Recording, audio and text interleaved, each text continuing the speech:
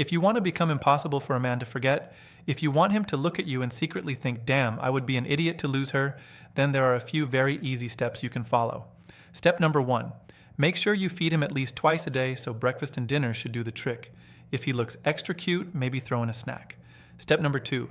If he leaves a mess in the house, socks on the floor, dishes in the sink, crumbs everywhere like a raccoon with a job, it can be smart to just clean it up. Step number 3. Take him for a walk at least once a day. That part matters for his health, his mood, and the tiny storm clouds that can form in his head when he has been indoors too long. Step number 4. When he behaves well, do not forget to reward him every now and then. You can say, "Who is a good boy?" scratch his ego a little, and maybe give him a cookie, a toy, or some other shiny little prize. And yes, obviously, I am joking. I know he is not a dog. At least not all the time. So let us get into the real thing and talk about what can make an actual man think, I seriously hope I never lose her, because she is one of a kind. My name is Hyatt. I also write under the pen name Brian Knox, mostly because that name is easier to say, easier to spell, and much easier to remember in English. I write books about dating, relationships, emotional control, self-respect, and the strange little games people play when feelings get involved. And the real first step to becoming unforgettable to a man is this: do not try so hard to become unforgettable to him. The second you start obsessing over becoming irreplaceable, you quietly hand him a throne and place him on it. And when you put somebody on a pedestal, they can only look down at you from there. That is the trap. Becoming deeply valuable to somebody should happen as a side effect of who you are and how you live, not as a desperate mission. People who are truly magnetic do not run around trying to be magnetic. They do not wake up and ask, how do I make people obsessed with me today? They simply live in a way that has weight, honesty, flavor, and presence, and that naturally leaves a mark. The same is true here. If your whole focus is getting him to need you, you will start bending, shrinking, performing, and calculating. You will smile when you do not mean it. You will say yes when you want to say no. You will laugh a little too hard. You will overgive. You will overread every message. You will slowly become a full-time employee in the department of managing his feelings while quietly abandoning your own. And that energy is never seductive for long. It is draining. It feels clingy. It smells like fear. What actually makes a person hard to replace is not trying to be chosen every second. It is being solid enough that if they are chosen, beautiful, and if they are not, life still moves. There is something deeply attractive about a woman who enjoys a man but does not worship him, who cares but does not collapse, who opens her heart but keeps her spine. That kind of energy tells him, without a speech, that she is here by choice, not by hunger. And choice is sexy. Hunger often is not. So the first real shift is to stop asking, how do I make myself impossible to lose? And start asking, am I showing up as my real self? With self-respect, with calm, with standards, with a life that already means something to me. Because if you lose yourself while trying to become special to him, then even if you keep him, you still lose. And that is too high a price. The next step grows naturally out of that one. See the real man in front of you. Not the shiny fantasy version, not the movie trailer, not the delicious little daydream your lonely heart has been editing in secret. The real man. Here is a useful idea to remember. Celebrities almost never fall in love with their fans. They may care about them. They may appreciate them. They may even be touched by how much love they receive. But fans are usually in love with an image, not with the actual person. The fan sees the glow, the fame, the fantasy, the polished face on the screen. The fan says, "Oh my God, is that really you? I cannot believe it. I love you. You are amazing. You are perfect. Please take a picture with me." And the celebrity knows something painful in that moment. This person is excited by the idea of me, not by the complicated human being behind the curtain. They do not see the messy moods, the insecurity, the boring habits, the old wounds, the annoying quirks, the fears, the rough edges. They love the projection, they love the poster, they love the dream, and that is lonely. In relationships, people do this all the time. They meet somebody they like, and within days or weeks, they start painting gold all over him in their mind. Suddenly, he is not just a man anymore. Now he is the answer. The exception. The man who will heal the past, fix the ache, prove their worth, change their life, give every sunset a soundtrack, and make every future holiday feel like a perfume ad. And then the poor guy can feel that pressure, Even if nobody says it out loud, he can feel that she is not responding to who he really is. She is responding to a polished, glowing fantasy version of him that lives in her head. And if he has even a little self-awareness, that can scare him. Because now he knows he has a role to play that no real human being can play forever. This is one reason some men pull away while saying things like, "I cannot be the man you deserve," or "you deserve better than me," or "I do not think I can make you happy." Yes, sometimes that line is just cheap nonsense borrowed from a lazy movie scene by a man who wants out and wants to sound deep on the way out. That happens, but not every time. Sometimes the man truly feels the gap between who he is and the perfect image she has built around him. He knows she sees a hero where there is just a human. He knows she sees certainty where he feels confusion. He knows she sees strength where he still has shame. And he panics because he cannot live inside her fantasy without disappointing her. So he backs away from the pressure. In a strange way, the more she adores the false image, the less seen he feels. And people do not bond deeply when they feel unseen. They bond when they feel known. I had a male colleague once who started dating a woman he found stunning. She was smart, sharp, beautiful, driven, fun to talk to, and full of that electric energy that can make a room feel warmer. They went on a few dates. The chemistry seemed strong. They kissed several times. She talked about future plans in that dreamy, early dating way people sometimes do when excitement is high and logic is asleep. And then, out of nowhere, she stopped texting him. Not less, not slower, just nothing. Dead silence, complete ghost mode, crickets, dust, the whole dramatic package. And he was losing his mind over it. He kept checking his phone, checking again, reading old messages, replaying every date, wondering what he did wrong, creating 10,000 theories. And I had to explain what his mind was doing to him. His mind was reacting as if this woman was not someone he had only just started dating, but the mother of his 4 children, his partner of 25 glorious years, the love of his life, the woman who had stepped out for a quick 5-minute bike ride through the woods and still had not come home 6 days later. In that imaginary story, yes, panic would make sense. That would be terrifying. That would feel urgent. But that was not reality. Reality was much smaller and much simpler. He barely knew her. She had not earned that level of emotional emergency. Especially not after she had started ghosting him. But because he was in love with the image, his nervous system treated the situation like a 5-alarm fire. This is why seeing people clearly matters so much. When we do not see clearly, we give strangers access to the emotional controls of our entire inner world. We hand over huge importance before it has been earned. We turn maybe into a destiny. We turn attention into attachment. We turn potential into memory before there is even a real history there. And then we suffer not because of what actually happened, but because the fantasy collapsed. When you really see a man for who he is, not for who your longing wants him to be, several powerful things happen. First, you become calmer. You stop overinvesting too fast. Second, you become more confident because you are no longer speaking to a god in your imagination. You are speaking to a person. Third, you stop wasting oceans of mental energy on somebody who has not earned a lake. And fourth, he feels less pressure around you. He feels more seen, more relaxed, more real. And that can be deeply attractive because most people are starving to be met without performance. The next part is important. Be special by being real. Let him actually discover you. Let him be surprised by you.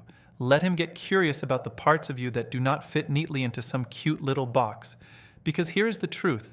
A man can like your looks very quickly. He can be drawn to your body, your smile, your style, your voice, your eyes, the way you walk, the way you laugh, the way you glance at him, and then look away.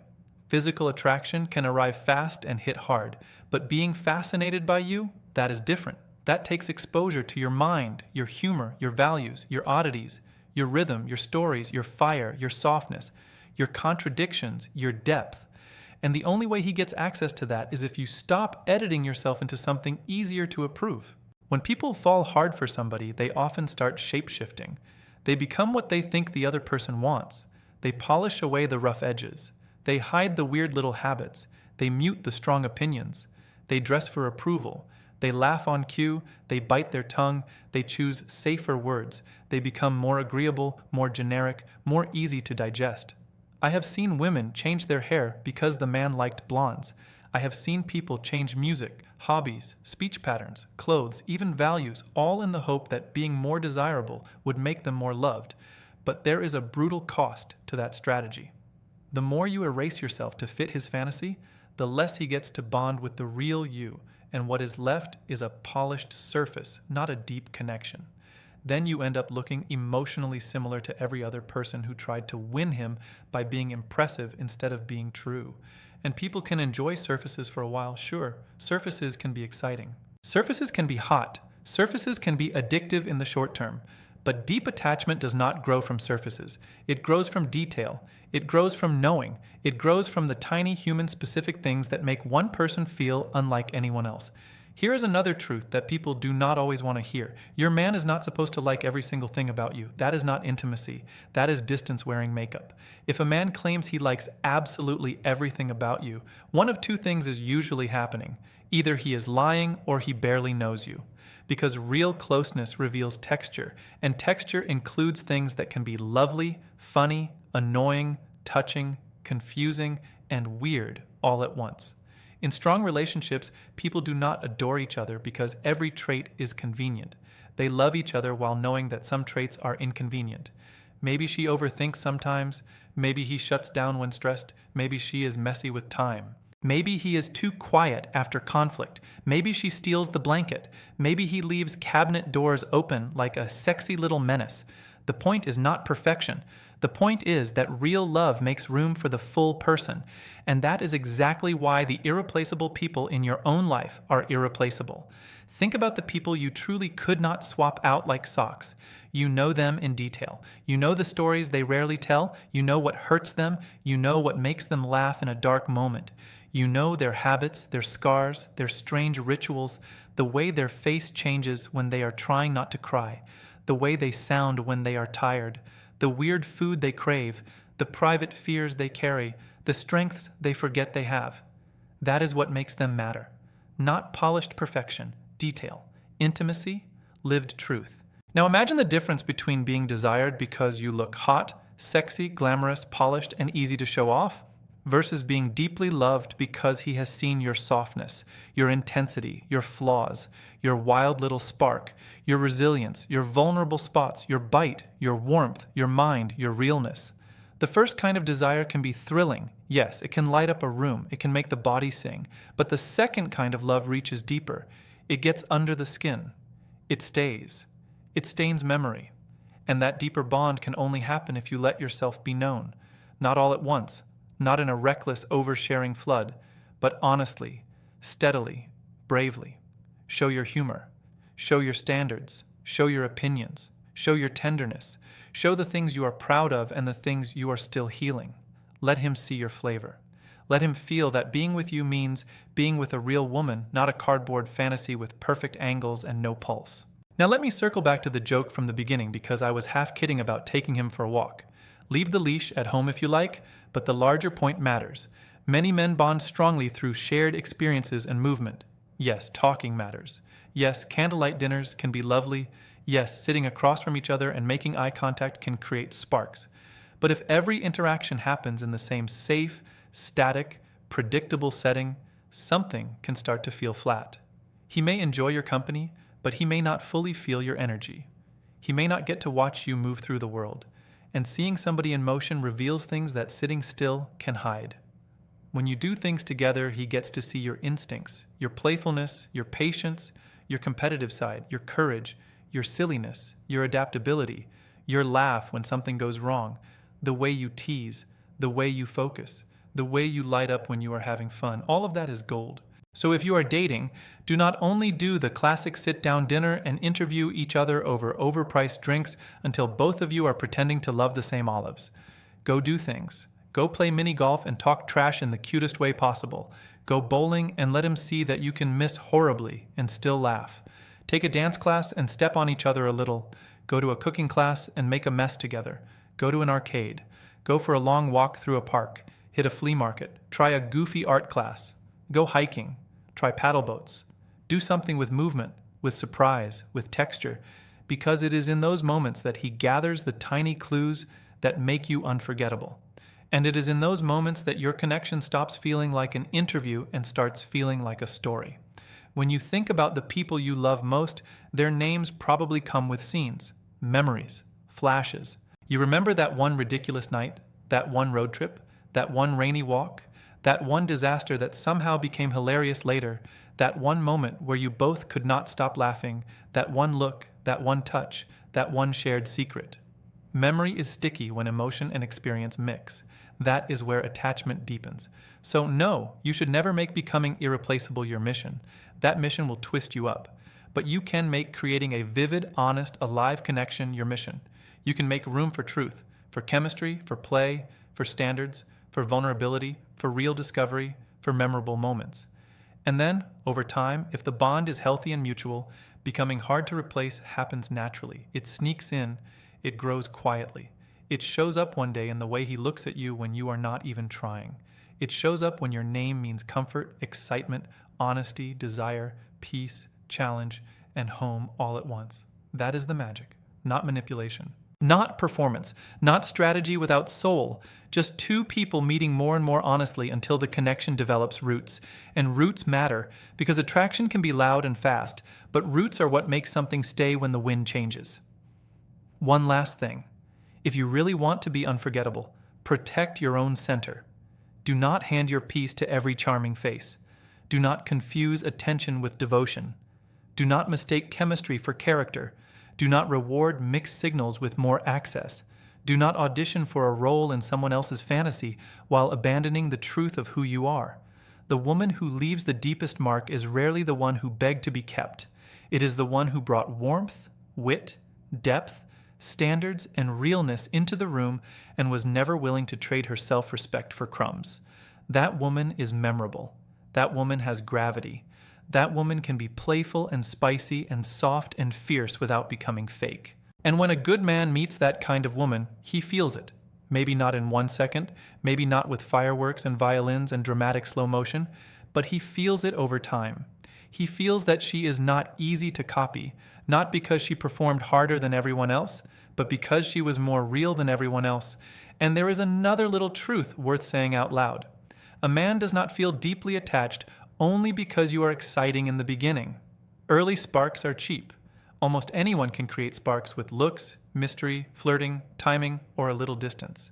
What becomes rare is the woman whose presence still feels rich after the glitter settles. The woman who can be fun without being fake, honest without being cruel, passionate without becoming chaotic, and calm without becoming cold. The woman who knows how to enjoy a moment but also knows how to stand still in truth. That combination hits hard, because a lot of people can seduce but not many can soothe.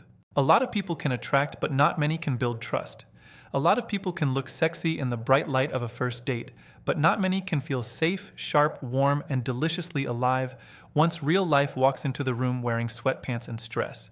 That is where depth starts to separate itself from theater, and that is why consistency matters so much. Not boring sameness, but honest consistency. The kind where your sweetness is real, your standards are real, your interest is real, your no is real, your yes is real. No hot and cold circus, no little poison games, no pretending not to care when you do care, no acting obsessed when you barely know him. Just grounded, playful, grown energy.